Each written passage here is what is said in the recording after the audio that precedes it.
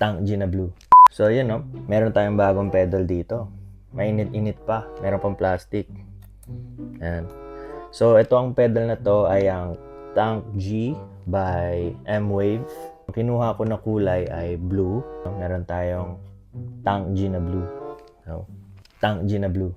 Bago yan, dahil nga bago ito, pakita ko sa inyo yung mabilisang unboxing.